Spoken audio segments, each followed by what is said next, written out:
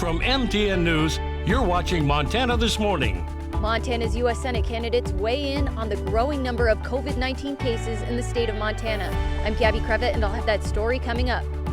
And a candidate for local office in Butte passes away just a month before the election. Coming up, find out what that will mean for that race. Meantime, it is 6:30 on this Wednesday. Chet Lehman, Matt Elwell with you here as we work towards one of those select few outdoorable days. And and we talk about it from time to time. There's 20 to 25 days like this, and I'm going to give the scale a little bit of leeway. Oh, no, 70s are beautiful. Perfect for me, so thank you for that. Yeah, temperatures this morning into the 30s and 40s for the most part. 25 in West Yellowstone, 38 in Innis. Good morning to you. It looks like our Bozeman planner bringing those temperatures quickly into the mid-70s through the afternoon. Lots of sunshine on tap for today. We do have light wind for today, but we also have some potential fire danger as we head later into the week. I'm going to break it all down for you from the Billion Auto Weather patio in just a few minutes. All right, thank you, Matt. It is now 6:31. Republicans who filed a lawsuit to stop widespread mail voting in Montana this coming election are asking the U.S. Supreme Court to get involved. Federal judge in Missoula last week ruled against the Republican lawsuits, saying there is no evidence of voter fraud connected to mail voting. GOP plaintiffs then appealed the case to the 9th U.S. Circuit Court of Appeals and asked it to stop Montana's counties from sending out mailed ballots this week. The appeals court rejected that request on Tuesday, and now Republicans have asked the U.S. Supreme Court to step in. 45 of Montana's 56 counties are preparing to mail ballots to all registered voters on Friday. Democratic Governor Steve Bullock issued an order in early August allowing counties to decide to go to all mail ballots during the COVID-19 pandemic because of health concerns. The GOP lawsuits, including one filed by President Trump's campaign and national Republicans, said Bullock's order is improper and should be voided. The federal appeals court plans to hear the case early next year.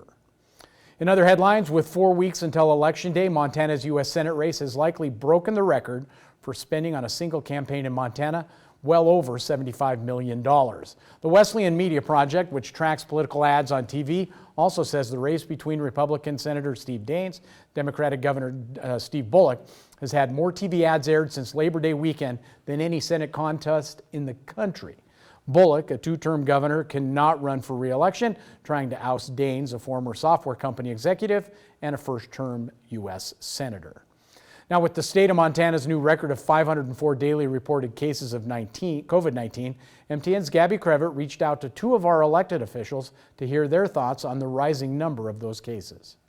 Montana set another record of daily reported COVID-19 cases on Tuesday. MTN News reached out to Montana's U.S. Senate candidates for their take on the increasing numbers. In an interview on Tuesday morning, U.S. Senator Steve Daines said the increasing number of COVID-19 cases in Montana is concerning, especially in the last few weeks where Montana has reported a handful of new daily records of COVID-19 across the state. We now have one of the top 10 highest infection rates in the nation.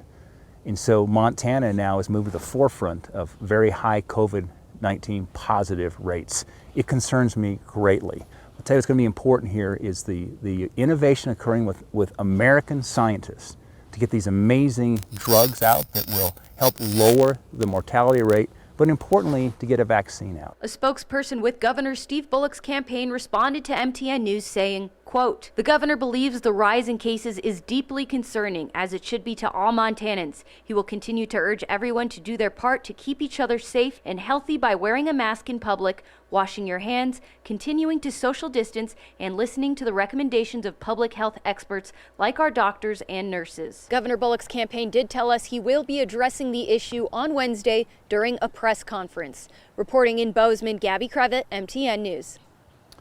By the way, this weekend, our series of MTN debates conclude with that race for U.S. Senate. Senator Steve Daines meets Governor Steve Bullock. That's Saturday night, 6 o'clock on KBZ KKXLF, or you can pick it up on our streaming app, which is available on Roku, Apple TV, Fire TV, or Android TV. 6:34 now in other election news. Former Butte commissioner who was running again for his seat on the council passed away over the weekend. Terry Schultz died on Saturday at the age of 66. He served one 4-year term representing District 4 on Butte's northeast end in 2008. Butte Chief Executive Dave Palmer remembers Schultz's dedication to the city, even if the two did not always agree on the issues. That was the good thing about Terry, you know, you could disagree all night long, but then walking out, you were, you know, friends still, and that's the way it should be. And Terry really did a good job of acting that way, and he really did stick up for the people in his district.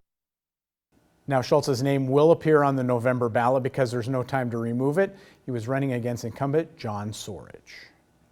Statewide headlines are now at 6:35. Yesterday, there was another day of slow growth for the Yogo fire in Judith Basin County. U.S. Forest Service reported fire now at 2,950 acres. Forest Service says the crew fighting that blaze at 79 people, 4 aircraft. Winds expected to remain relatively light today and tomorrow, but may pick up on Thursday. Cause of that fire still under investigation. Also, a Montana National Guardsman being recognized for his performance as one of the Guard's best warriors. Sergeant Donald Swan received a Meritorious Service Medal in a ceremony at Fort Harrison for his achievement in the Best Warrior competition. Soldiers are tested on their physical fitness, proficiency with firearms, navigation, and other skills. Swan says it was an honor to represent the Montana National Guard. Being able to hone those skills in and refine them and take those skills to a national level and know that the skills that you're applying are going up against the 6 other higher tiered individuals in the nation, it speaks louder than words. Now, Swan says he could not have accomplished this without the support of his wife, who is also a member of the Guard. Our congratulations to him on that honor. 6:36, we're going to take a quick break here on Montana This Morning. When we come back, no place quite like Earth. Scientists now say that might not be true. There may be also better places to live. While they're saying that, coming up. But first, here's Tony DeCopa with a look at what's coming up at 7.